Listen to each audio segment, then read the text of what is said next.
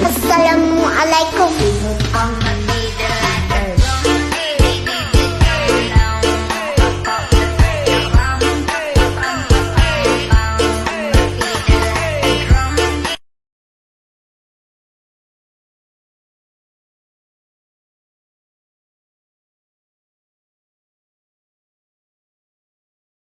Oke, yang pertama adalah berpikir seperti ekonom.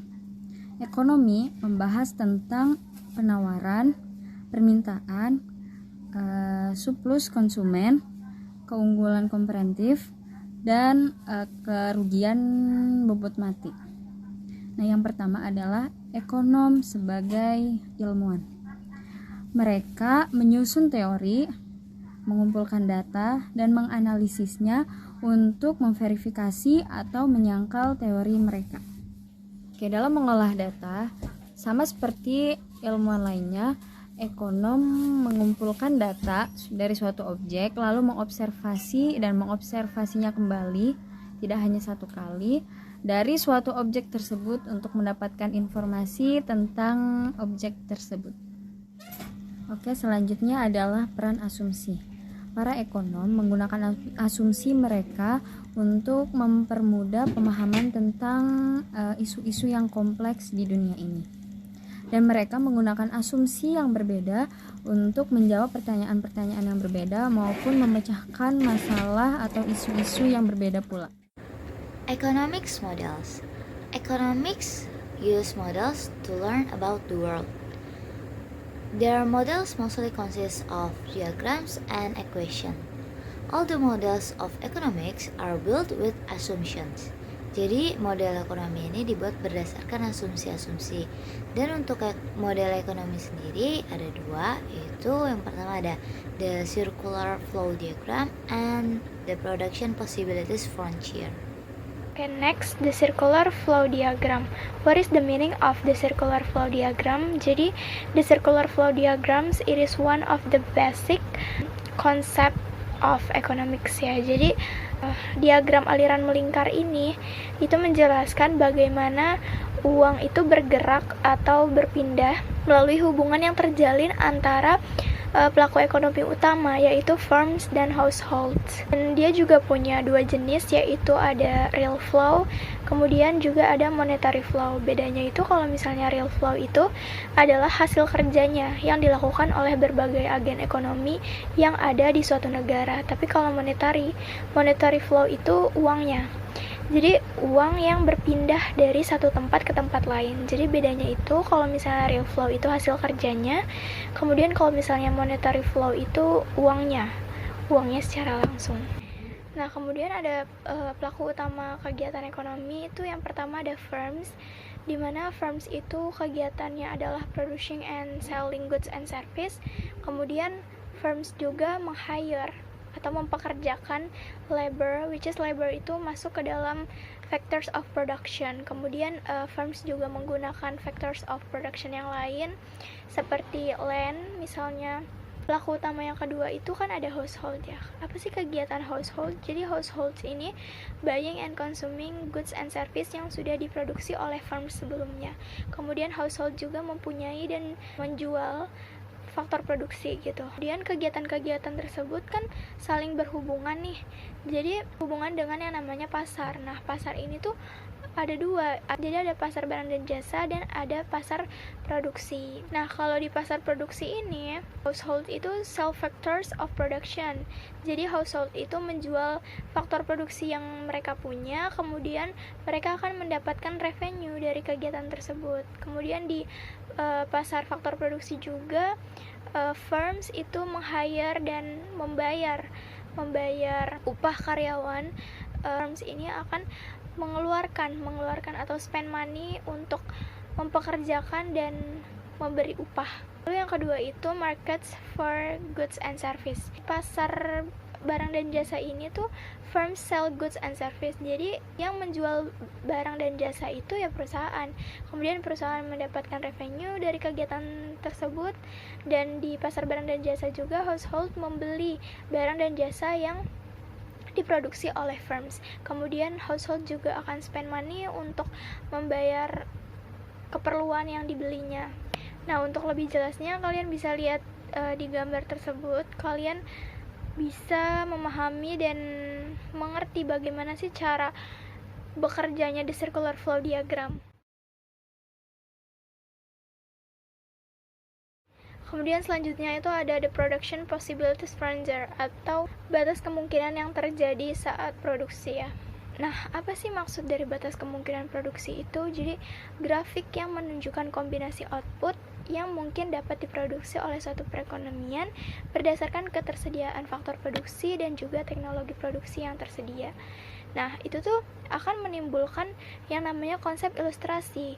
Apa aja sih konsep ilustrasi itu? Konsep ilustrasi itu ada efisiensi, trade-offs, terus opportunity cost, kemudian ada economic growth. Nah, yang pertama ini ada efisiensi kan. Biasanya efisiensi itu terjadi ketika suatu perekonomian memproduksi barang dan jasa pada titik di mana berada pada kurva gitu, menunjukkan bahwa perekonomian itu telah menggunakan sumber daya secara optimal dan tidak ada lagi sumber daya yang dapat digunakan untuk meningkatkan produksi tanpa mengorbankan produksi barang dan jasa lainnya. Kemudian yang kedua itu ada trade-offs ya, dimana nilai dari barang atau jasa yang harus dikorbankan untuk memproduksi barang atau jasa lainnya. Biasanya ini tuh terjadi ketika perekonomian itu memilih untuk memproduksi lebih banyak dari satu barang atau jasa sehingga harus mengorbankan produksi barang atau jasa lainnya. Kemudian yang ketiga itu ada opportunity cost atau biaya peluang ya. Biaya yang harus ditanggung ketika memilih untuk memproduksi suatu barang atau jasa tertentu gitu. Biasanya ini tuh terjadi ketika perekonomian memilih untuk memproduksi lebih banyak dari satu barang atau jasa sehingga harus mengeluarkan produksi barang atau jasa lainnya. Jadi dia tuh harus mengeluarkan produksi barang atau jasa itu secara lebih gitu. Kemudian yang terakhir itu ada economic growth atau pertumbuhan ekonomi ya. Terjadi ketika perekonomian berhasil memindahkan kurva PPF ke arah luar sehingga perekonomian dapat memproduksi lebih banyak barang dan jasa dengan sumber daya yang sama. Nah, pertumbuhan ekonomi itu dapat dicapai melalui apa sih? Melalui peningkatan kualitas sumber daya manusia, SDM, Human Resource. Nah, kemudian ada peningkatan teknologi dan juga yang terakhir ada investasi dalam modal. Microeconomics and macroeconomics. The field of economics is traditionally divided into two broad subfields. The first one is microeconomics.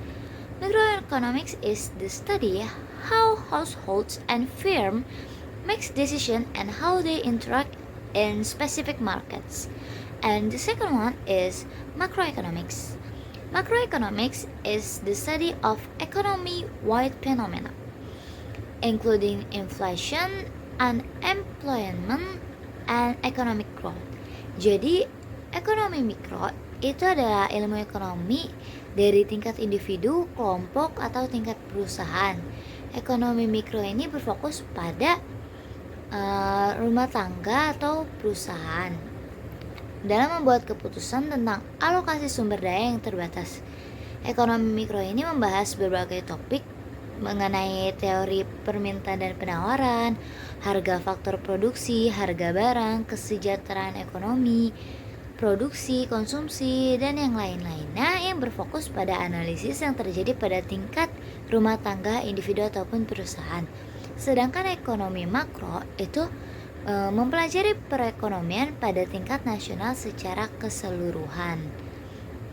Ekonomi makro ini umumnya berfokus pada ekonomi nasional atau global ya, dan membahas isu tentang pendapatan nasional, distribusi, tingkat tenaga kerja penuh, tingkat harga secara umum, inflasi, uang, pertumbuhan ekonomi, pengangguran, keseimbangan eksternal, pemerataan pendapatan, dan yang lain sebagainya.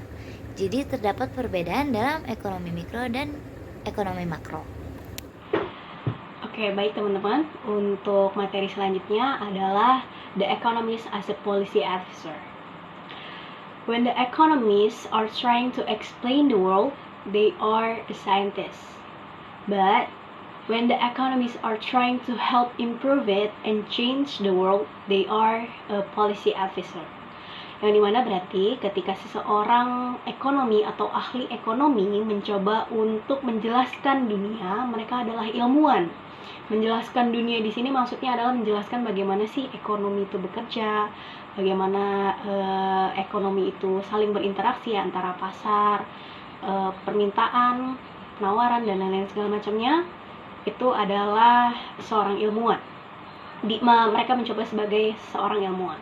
Tetapi ketika mereka mencoba untuk mengubah dunia atau mencoba untuk merubah suatu kebijakan di sebuah pemerintahan, biasanya mereka disebut sebagai penasihat kebijakan, yang dimana mereka mencoba untuk memperbaiki atau meningkatkan sebuah kualitas daripada ekonomi itu sendiri. Next is positive versus normative analysis. Positive statements, like a scientist, policy statements are tried to making a claim about how the world works. They attempt to describe how the world is, while normative statements, like a policy officer, normative statements are trying to making a claim about how the world ought to be, with their perspective. Jadi, analisis positive statements ialah pernyataan yang berupaya untuk menjelaskan atau menggambarkan bagaimana dunia itu semestinya.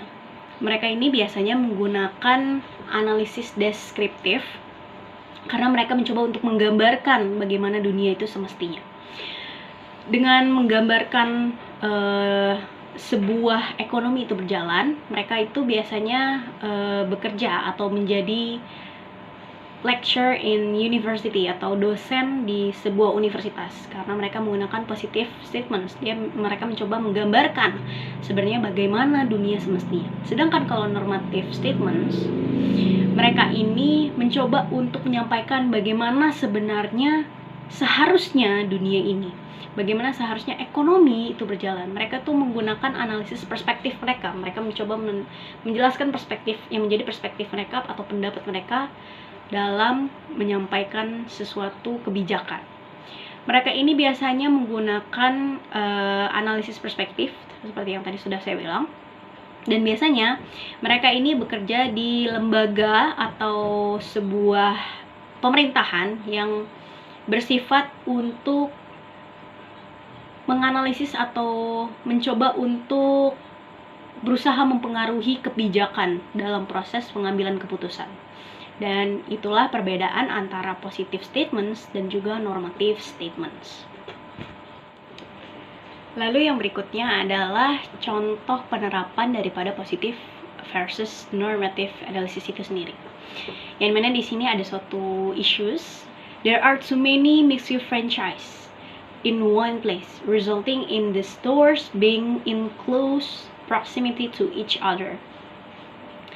Positive analisisnya adalah number one, it is good because it can reduce transportation costs. Gimana? Itu lebih bagus karena saling berdekatan, jadinya nggak perlu terlalu banyak membuang biaya transport gitu loh. Karena udah deket, bisa jalan aja sendiri kan, bisa jalan kaki. And number two, no need to waste a lot of time and energy if you want to buy ice cream. Karena udah franchise-nya saling berdekatan satu sama lain, nggak perlu buang-buang waktu, nggak perlu buang-buang tenaga untuk kalau mau beli es krim ya udah cari yang terdekat aja, franchise yang terdekat itu mana. Jadi nggak perlu buang-buang waktu, nggak perlu buang-buang tenaga, nggak perlu buang-buang biaya transportasi. And third is you can choose to go to any franchise that makes you sebagai customer itu kamu merasa comfortable atau nyaman. Karena mungkin di beberapa permasalahan adalah franchise yang ini tuh rasanya kayaknya beda deh sama franchise yang itu gitu. Jadi kita bisa ada pembanding antara franchise yang satu dengan franchise yang lain. Dan itu membuat kita memilih mana sih yang lebih enak, mana sih yang lebih bagus, mana sih yang lebih nyaman buat kita.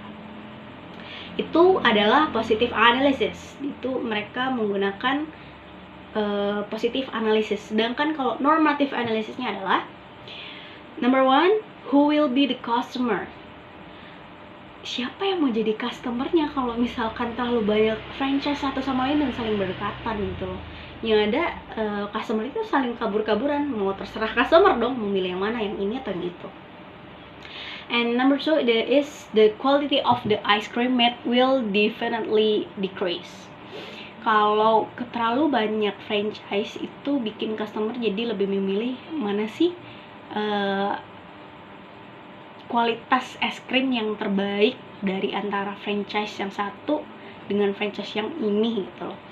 Dan itu membuat kualitas di antara franchise itu sendiri malah menurun.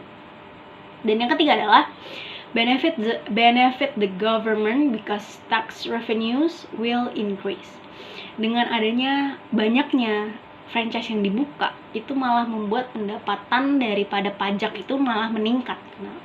Dan malah ini lebih menguntungkan pemerintah karena pajak franchise atau pajak tokonya itu sendiri. Yang kedua adalah pajak daripada, kita kan juga bayar pajak ya, ada taxnya antara kalau kita beli sesuatu dari, misalkan contohnya ice cream, pasti ada taxnya kan, biasanya antara 11% atau sampai 20%. Itu malah bikin pendapatan pemerintah itu malah naik. Dan mungkin itu yang bisa saya jelaskan mengenai contoh penerapan daripada positive analysis dan normative analysis. Baik, akan saya lanjutkan ke subbab yang berikutnya, yaitu subbab why is economist advice not always followed. Kenapa pendapat dari para ekonom itu nggak selalu diikuti? Nah, para ekonom tuh sebenarnya tahu bahwa pendapat dari mereka tuh nggak selalu diikuti oleh pemerintah dalam membuat sebuah kebijakan ekonomi. Hal ini tuh disebabkan karena beberapa faktor, yaitu faktor yang pertama ada faktor dari ekonomi makro, di mana itu ada pertumbuhan ekonomi, inflasi, pengangguran, kurs mata uang, defisit anggaran negara, utang negara, cadangan devisa, harga komoditas internasional, dan juga kinerja perdagangan yang mempengaruhi faktor dari ekonomi makro ini. Nah, lalu selanjutnya ada political factors atau faktor dari politik. Nah, jadi diantaranya itu ada perbedaan ideologi, tekanan dari konstituensi, dari lobby-lobby, terus dari media massa, terus dari koalisi politik, terus ada juga dari stakeholders, dan terakhir itu ada lembaga internasional. Nah, jadi itu tuh faktor-faktor yang mempengaruhi dari segi faktor politik ini. Lalu yang selanjutnya itu ada faktor teknis. Terus yang di dalamnya itu ada kemampuan teknikal dari otoritas moneter dalam mengatur suku bunga dan pengendalian likuiditas. Nah, yang kedua itu ada kapasitas bank sentral dalam melaksanakan kebijakan moneter. Nah, yang ketiga itu ada kapasitas dari otoritas fiskal dalam mengatur pajak dan pengeluaran pemerintah. Terus yang terakhir itu ada keterampilan dan kompetensi dari para staf yang terlibat dalam pembuatan, implementasi, dan pengawasan kebijakan ekonomi. Lalu, faktor yang terakhir itu ada faktor nilai atau bisa kita sebut dengan faktor ideologi, yang diantaranya itu ada dari nilai-nilai sosial, terus dari nilai-nilai moral, terus ideologi politik dari partai yang berkuasa, terus ada agenda dan target kerja dari pemerintah, terus ada preferensi dan kepentingan politik dari pejabat, dan yang terakhir ada nilai-nilai dalam sistem politik yang berkuasa dalam suatu negara. Nah, itu tuh yang udah saya sebutin, itu merupakan faktor dari nilai atau faktor dari ideologi. Nah, jadi kita sudah menyajikan sebuah flowchart di mana ini menunjukkan bagaimana alur presiden itu dalam menetapkan sebuah kebijakan ekonomi di dalam sebuah negara. Nah, yang pertama itu presiden bakal menerima masukan dari para menteri, penasihat ekonomi, penasihat politik, dan juga dari para ekonomi itu sendiri. Lalu di tahap yang kedua itu presiden bakal menelaah dan meninjau ulang data dan informasi yang tersedia untuk memahami situasi ekonomi yang paling terkini. Terus yang ketiga itu presiden bakal mempertimbangkan hasil analisis dan pertimbangan dari para menteri juga tadi tuh, terus dari para ekonom juga, terus ditambah lagi dari masukan dari organisasi, lembaga, dan juga dari masyarakat itu sendiri. Terus yang keempat, setelah itu presiden bakal berdiskusi ulang dengan para menteri dan ekonom lain buat lebih meyakinkan gitu. Terus setelah itu, ini step yang terakhir di mana presiden itu bakal menetapkan keputusan terakhir bagaimana kebijakan ekonomi yang bakal berlaku di sebuah negara itu nantinya. Oke, kita masuk ke subbab yang selanjutnya, yaitu why economists disagree. Kenapa ekonom itu seringkali tidak setuju antara satu dengan yang lainnya. Maksudnya tuh tidak setuju dengan pendapat satu sama lain gitu. Nah, di sini ada kutipan, lebih tepatnya sindiran dari George Bernard Shaw yang mengatakan, if all economists were like end to end, they would not reach a conclusions. Artinya apa sih? Nah, artinya itu jika semua ekonom disatukan, mereka itu nggak bakal mencapai suatu kesimpulan. Karena apa? Karena tiap pribadi ekonom masing-masing itu pasti mempunyai pendapatnya sendiri. Terus dikatakan juga ilmu ekonomi itu kan masih muda ya, jadi masih luas banget yang belum diarungi gitu. Jadi ya gitu, pendapat para ekonom satu dengan yang lainnya itu sering bertentangan karena masih belum, jadi ekonom tuh cakupannya karena seluas itu gitu. Terus di sini ada why do economists so often appear to give conflicting advice to policymaker. Kalau yang tadi itu nggak setuju dengan ekonom satu sama lain, yang kali ini tuh seringkali membuat saran yang bertentangan kepada pembuat kebijakan. Nah, di sini pembuat kebijakan berarti apa? Pemerintah. Nah, itu ada dua alasannya, yaitu yang pertama, economists may disagree about the validity of alternative positive theories about how the world works. Para ekonom itu mungkin nggak sepakat mengenai validitas teori-teori positif alternatif tentang cara kerja dunia. Jadi ibaratnya mereka tuh kayak punya pemikiran tersendiri gitu. Terus yang kedua itu ada economists may have different values and therefore different normative views about what government policy should aim to accomplish. Jadi para ekonom tuh mungkin mempunyai nilai-nilai yang berbeda dan oleh karena itu mempunyai pandangan normatif yang berbeda juga mengenai apa yang ingin dicapai oleh kebijakan pemerintah. Jadi dari dua hal ini itu mempengaruhi kenapa para ekonom tuh seringkali membuat solusi yang bertentangan dengan kebijakan politik gitu. Tapi ada juga kok ekonom itu yang seringkali sejalan dengan kebijakan politik gitu. Seperti ke poin awal itu, karena tiap para ekonom sendiri tuh punya pendapatnya masing-masing, begitu guys. Selanjutnya, Materi selanjutnya yaitu different in value. Pada materi ini akan dijelaskan mengenai para ahli ekonom yang memiliki perbedaan nilai. Hal ini dikarenakan para ekonom memiliki pandangan yang berbeda-beda terhadap suatu objek. Contohnya akan dijelaskan dalam slide ini. Peter dan Paula mengambil air yang sama dari Kota Sehat. Dan untuk membiayai pemeliharaan sumur, Kota Sehat mengenakan biaya pajak kepada penduduknya. Peter yang berpenghasilan sekitar $100.000 dikenakan pajak $10.000 atau 10% dari pendapatannya. Sedangkan Paula yang berpenghasilan $20.000 dikenakan pajak sebesar $4.000 atau 20% dari pendapatannya. Apakah kebijakan ini adil? Jika tidak, siapa yang membayar terlalu banyak dan siapa yang membayar terlalu sedikit? Jika Kota Sehat mempekerjakan 2 orang ahli untuk menganalisis dan mempelajari bagaimana sebuah kota mengenakan pajak kepada penduduknya, maka jangan heran apabila para ahli tersebut memiliki pendapat yang bertentangan.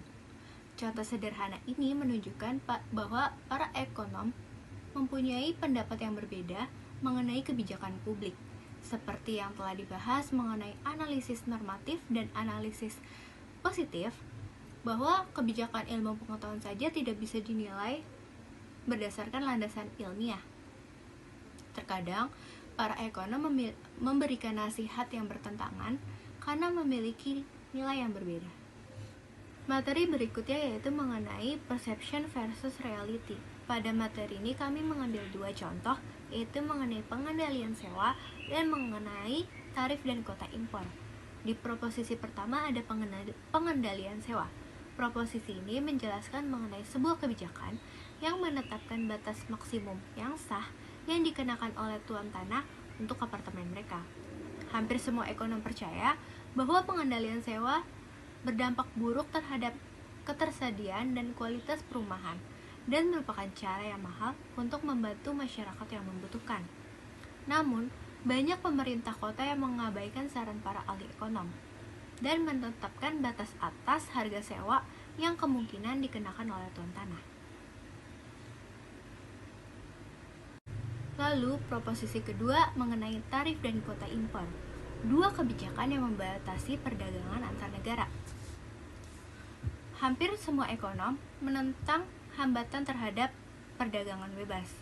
Meskipun begitu, selama bertahun-tahun presiden dan pemerintah telah membatasi untuk mengimpor barang-barang tertentu. Lalu kenapa sih kebijakan seperti pengendalian sewa dan hambatan terhadap perdagangan bebas itu tetap ada jika para ekonom bersatu dalam menentangnya? Bisa jadi hal ini dikarenakan realitas politik yang masih menjadi hambatan utama.